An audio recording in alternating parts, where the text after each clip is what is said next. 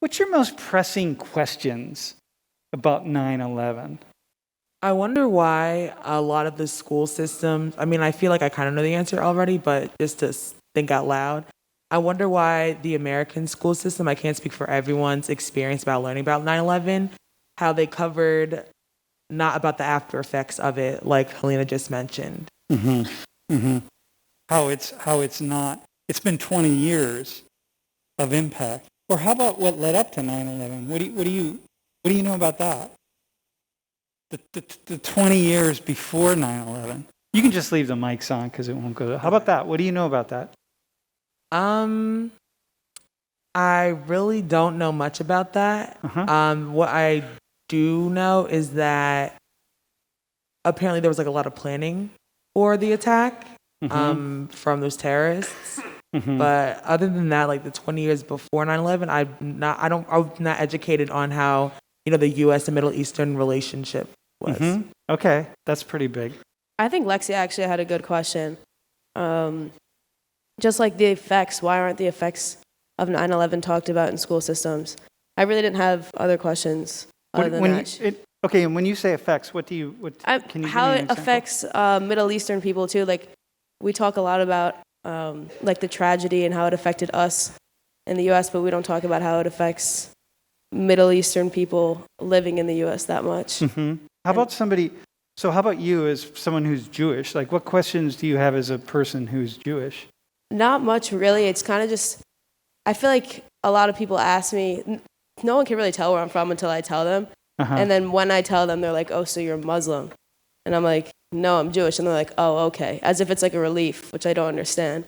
Uh-huh. Because I feel like there's a lot of negative stereotype around Muslim because of 9/11, all that stuff, when there shouldn't be. And I feel like that's kind of what needs to be talked about as well in schools.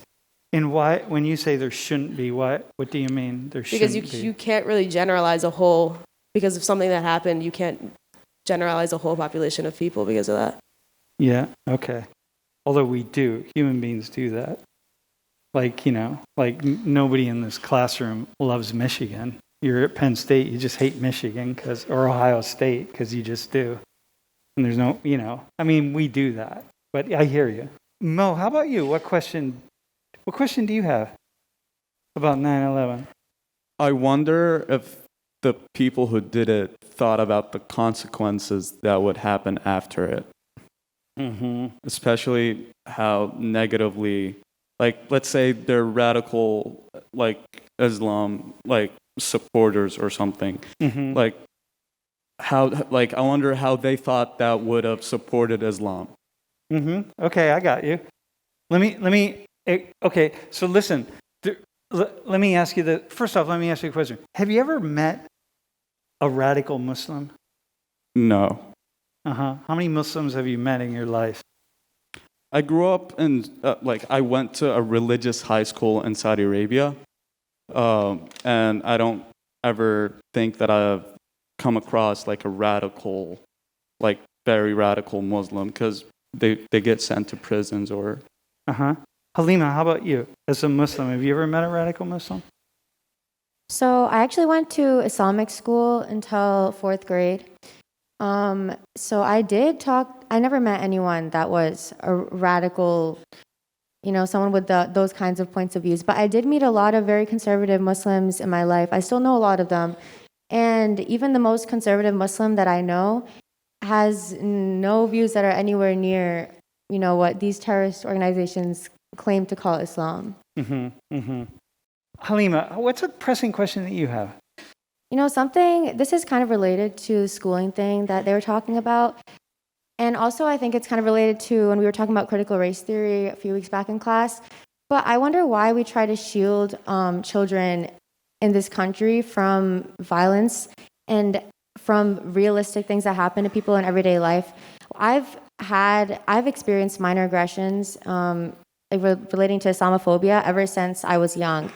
But so many people are very against educating children and teaching about these things in school when people like me don't have a choice. Like, we don't get to we don't get to shield ourselves from these realities. So why do white children get to do that?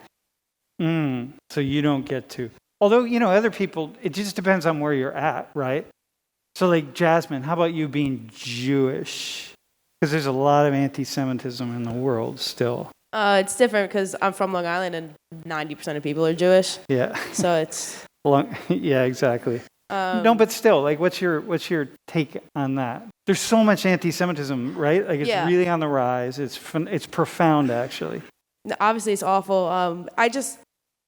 Being from Long Island and being that my town is mainly Jewish, there's really not a lot of Jewish hate in my community. Of course, I see it all on social media and I see all the stuff that happens. When I tell people I'm Jewish, it's more like, oh, that's so cool because you're from Iran and Egypt. Like, I've never heard of that before. I've never experienced any like sort of anti-Semitism. Yeah, you just haven't.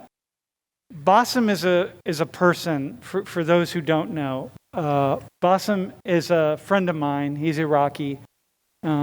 He is a person who watched a talk that I gave on empathy in Iraq and reached out to me and ultimately started speaking in class. In 2018, when I first visited the United States, I went and visited the 9/11 memorial. My first impression was, wow, you can feel death. I can smell death. I had my friend Azmat with me, and it was devastating. So I went back to myself when I heard about the 9/11 attacks. I was at my pharmacy. It was around 5 p.m. in Mosul, Iraq. And my friend, my TV wasn't working, so my friend came to me. He said, Bassem, come over, something is happening in New York. So I saw the second airplane hit, and then I was really shocked. And I turned around to him and I said, his name was Mohammed. I said, Mohammed, wait, we will pay for this. 9/11 changed the world. 3,000 innocent lives were lost. On the other side of the world, hundreds of thousands lost their lives in Afghanistan. Over 200,000 lost their lives in Iraq. I can speak for Iraq as an Iraqi. I'm not vowing for Saddam Hussein or his regime, but Iraq had nothing to do with Al-Qaeda. But the 9/11 was taken as an excuse to attack Iraq and to topple the regime in Iraq. And since 2003, we have been paying the toll of that war. And me personally, I lost 4 members of my family as a consequence of that war. When you talk about how Iraqis, can you go back to that day? And how did Iraqis respond, or how did people in the Middle East respond to the world to 9/11 attacks? Like, what did you see?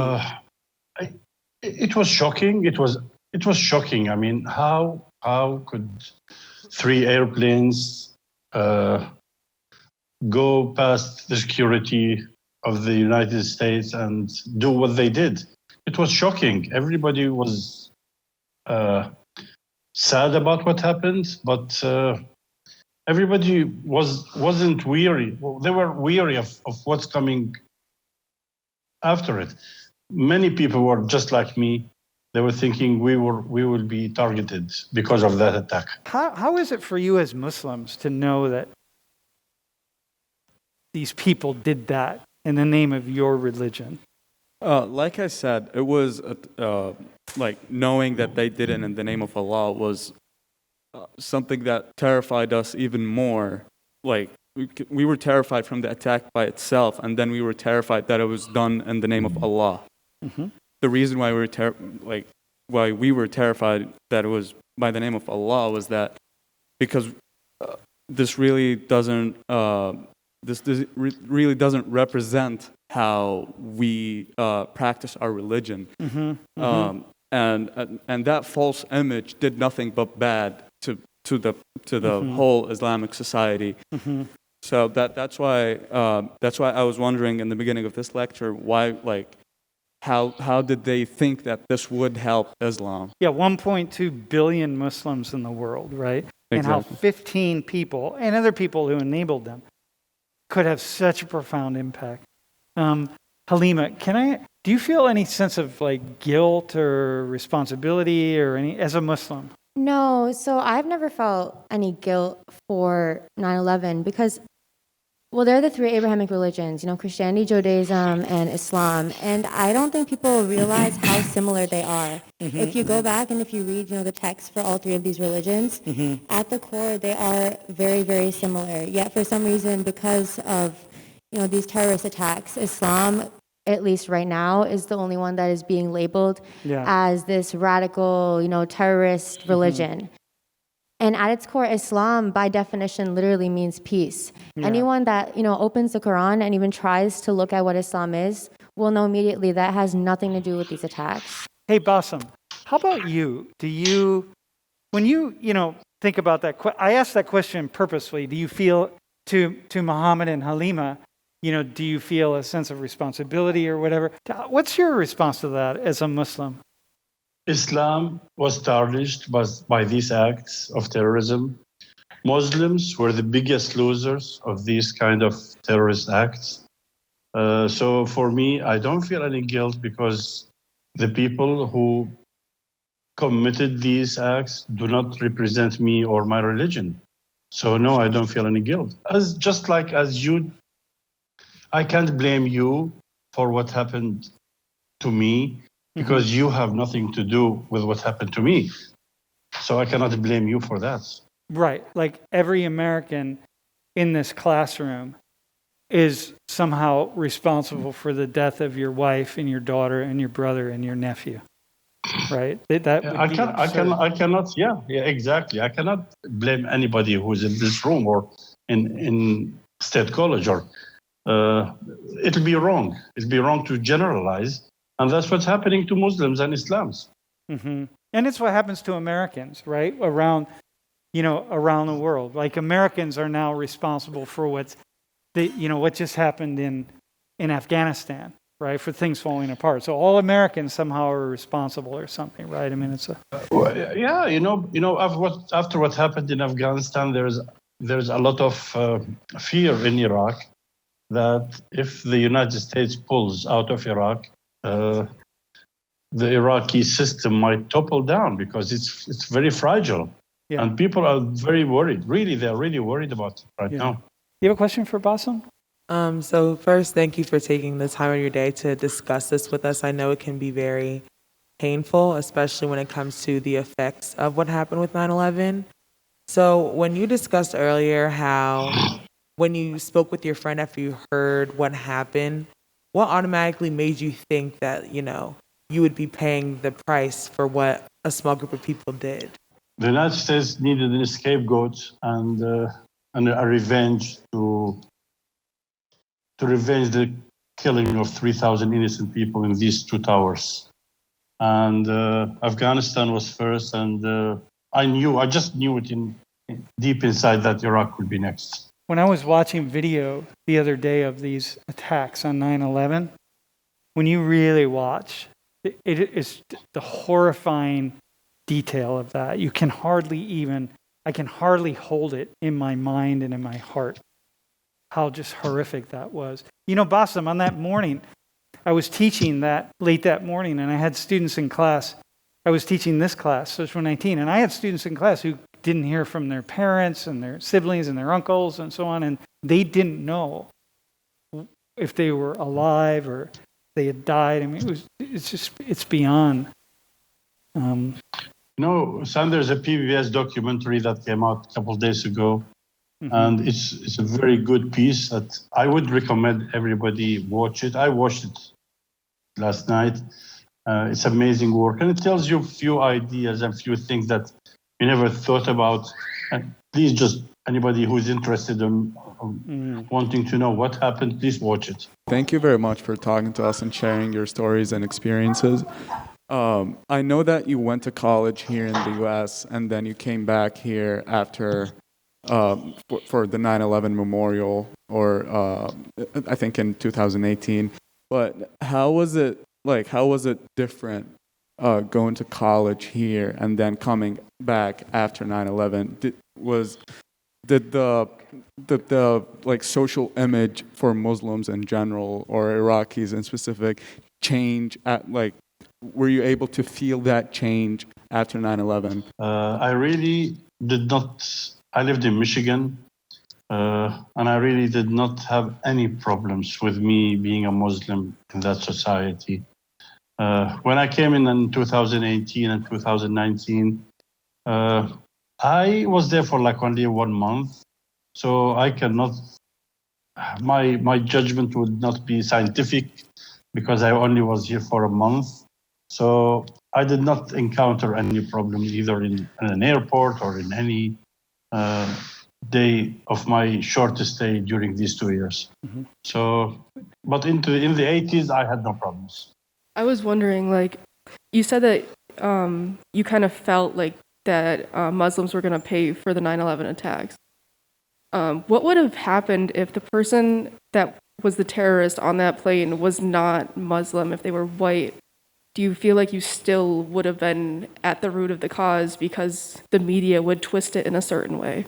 You don't know what the event will be and how the media will play it.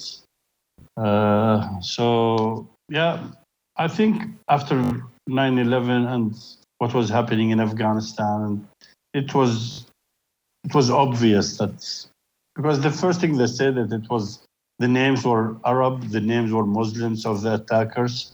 So you can immediately conclude that there will be an attack on Arabs, Yeah. on Muslims. Yeah. And it just keeps going around, right? It just we attack one group and another group, and we just keep fighting, and it just will never end until it ends. Just a vicious cycle. Yeah. Cycle.